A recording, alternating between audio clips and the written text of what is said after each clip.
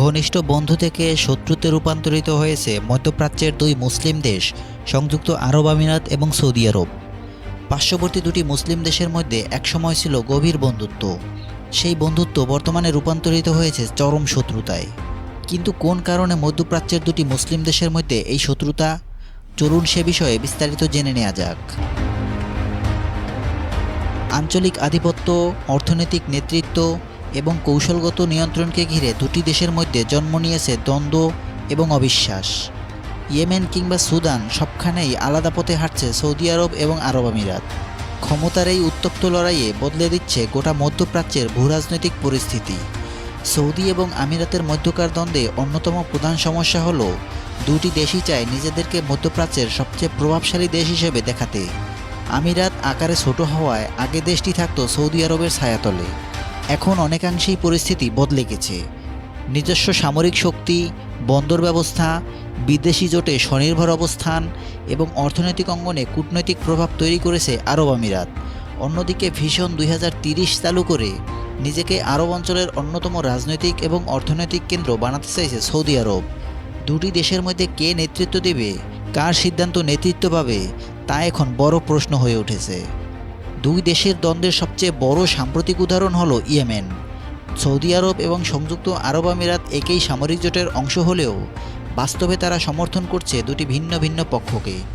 Saudi আরব চায় Yemen একসাথে থাকুক এবং বর্তমান সরকারও টিকে থাকুক, কিন্তু তারা ইয়েমেনের ইরান সমর্থিত সশস্ত্র গোষ্ঠী হুতিদের বিরুদ্ধে প্রায়ই সংঘর্ষে লিপ্ত হয় এবং হুতিদের সামরিক স্থাপনা লক্ষ্য করে প্রায়শই বিমান হামলা চালায়। অন্যদিকে ইয়েমেনের বড় একটা অংশকে আলাদা করতে চায় আরব আমিরাত। সেজন্য তারা সেখানে বন্দর এবং সামরিক অবকাঠামো নির্মাণ করেছে। তারা ইয়েমেনের সাউদার্ন ট্রানজিশনাল কাউন্সিল নামে একটি সশস্ত্র গোষ্ঠীকে সমর্থন দিয়ে যাচ্ছে। এই গোষ্ঠী সাম্প্রতিক সময়ে ইয়েমেনের গুরুত্বপূর্ণ কিছু এলাকা দখল করে নিয়েছে, যেগুলো আগে সৌদি নেতৃত্বাধীন গোষ্ঠীদের নিয়ন্ত্রণে ছিল। আনুষ্ঠানিকভাবে দুটি দেশ একজোটে থাকার কথা বললেও সৌদি এবং আমিরাত সমর্থন দিচ্ছে আলাদা আলাদা সংঘর্ষরত দুটি সশস্ত্র গোষ্ঠীকে। আফ্রিকার দেশ সুদান নিয়েও একই রকমের বৈরী অবস্থান আছে সৌদি আরব এবং আরব আমিরাতের মধ্যে। 2023 সাল থেকে সুদানে চলছে ভয়াবহ গৃহযুদ্ধ।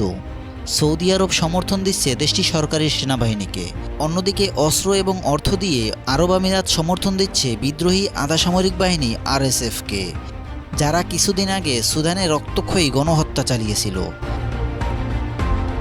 বিশ্লেষকদের মতে আরব আমিরাত মনে করছে ওয়াশিংটনের প্রভাব খাটিয়ে সৌদি আরব সংযুক্ত আরব আমিরাতকে কোণঠাসা করে রাখছে। রাজনৈতিক এসব দ্বন্দ্বের সাথে যুক্ত হয়েছে অর্থনৈতিক প্রতিযোগিতা।